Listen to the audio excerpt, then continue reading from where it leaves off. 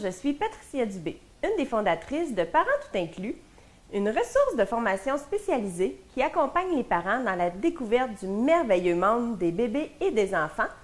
Et ça, bien, on le fait tout inclus, de la grossesse à la vie de parents. Alors, aujourd'hui, je vais vous parler de quelque chose que je me fais parler souvent par les mères que je rencontre. Je vais commencer par vous poser une question. Est-ce que ça vous est déjà arrivé d'avoir le goût de faire dodo avec votre bébé? Pour quelconque raison que ce soit parce qu'il ne voulait pas bien dormir tout seul, parce qu'il se réveillait trop tôt, peu importe, les raisons sont grandes. Alors, si ça vous est déjà arrivé, vous avez sûrement aussi derrière la tête toutes les petites idées de préconçues qu'on a ou les croyances qu'on a par rapport au fait d'amener notre bébé dans notre lit. Parce que des fois, mon Dieu, que ça nous facilite la vie. Mais on a toujours une petite voix derrière nous qui dit « Ah, fais pas ça, c'est dangereux, ça augmente le risque de mort subite, ton bébé, tu vas l'écraser. » Peu importe, il y a toutes sortes de raisons qui font qu'on se sent coupable quand on le fait. Alors, selon mon expérience, il y a plusieurs mères qui me disent « Ah, moi, je fais pas ça, je me couche sur le divan à la place avec mon bébé, comme ça, il est en sécurité. » je peux dormir, lui aussi, puis bien, il n'est pas dans mon lit, alors il y a moins de risque de mort subite, il n'y a pas de risque que je l'écrase. Alors, j'ai une mauvaise nouvelle pour vous.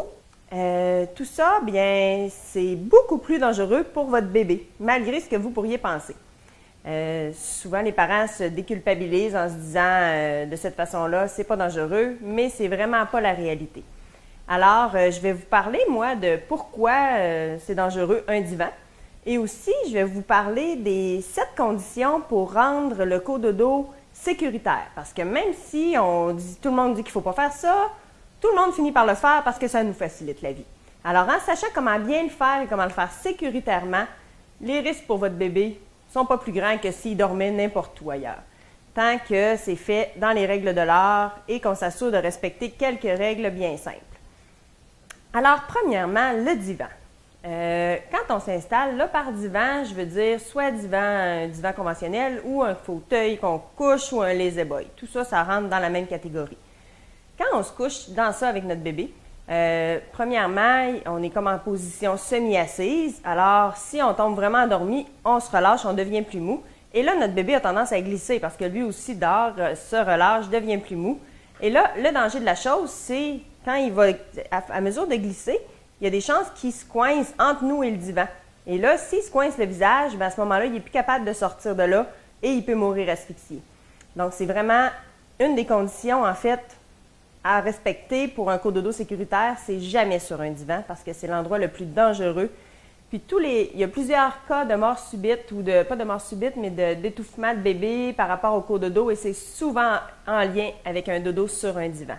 Même si ce n'est pas toujours noté clairement dans les articles qu'on lit ou dans les références qu'on voit, c'est souvent le cas. Alors, pour mes 7 règles, je commence avec la première qui est ne jamais faire ça sur un divan. Alors, c'est la première règle. La deuxième règle, c'est toujours un matelas qui est ferme. Ça prend une surface ferme, quelque chose de mou, ça ne fonctionne pas. Un lit d'eau, c'est dangereux. Tous les matelas qui sont vraiment pas assez fermes, ça peut être dangereux. Alors, on s'assure d'avoir une surface qui est ferme. On s'assure aussi de ne pas avoir, la troisième règle, de ne pas avoir de couverture ou d'oreiller au niveau de la tête du bébé. Parce qu'un jeune bébé, s'il se tourne la tête dans une couverture, ça pourrait le faire asphyxier. S'il y a une couverture qui lui monte par-dessus la tête, qui n'est pas capable de descendre par lui-même, ça peut le faire asphyxier encore là. Donc, pas d'oreiller et de grosses couvertures. Pour nous, on se garde une couverture moins grosse, moins lourde. Pour le bébé, on lui donne sa propre couverture, plus légère. À ce moment-là, il n'y a pas de problème. Ensuite, quatrième règle, il ne faut pas avoir consommé soit d'alcool, de drogue ou de substances qui peuvent diminuer la vigilance.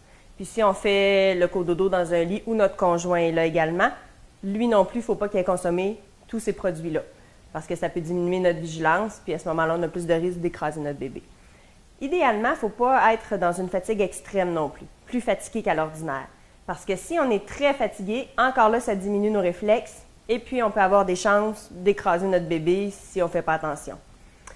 Un autre point qui est à respecter, c'est d'avoir une distance sécuritaire entre le lit et le mur. Encore là, pour pas que le bébé puisse se coincer entre les deux, parce que c'est encore un endroit où il peut rester pris et où ça peut être dangereux qu'il suffoque. Alors, l'idéal, c'est de tasser, d'avoir le matelas dans le milieu de la pièce ou à une distance raisonnable. Moi, j'ajoute à ça aussi qu'on peut mettre le matelas sur le sol. Donc, il y a moins de risques. C'est sûr qu'il faut toujours rester proche, mais en mettant le matelas sur le sol, il y a moins de risques de chute dangereuse pour le bébé. Ce qui m'amène à la dernière règle à respecter, toujours avoir le bébé sous surveillance, évidemment. C'est sûr que si on laisse notre bébé tout seul dans notre lit, qui est à une grande distance du sol, et puis qui se réveille, et qui tourne, et qui bouge, et qui tombe à terre, à ce moment-là, c'est dangereux.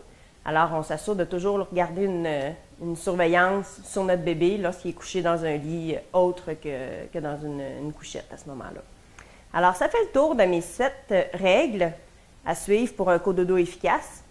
En respectant ça, moi, je vous dis que vous pouvez le faire beaucoup plus sécuritairement et souvent, ça sauve la vie parce que ça permet de se reposer puis ça permet, autant pour la mère que pour le bébé, de faire un dodo qui va être récupérateur et énergisant. Merci beaucoup.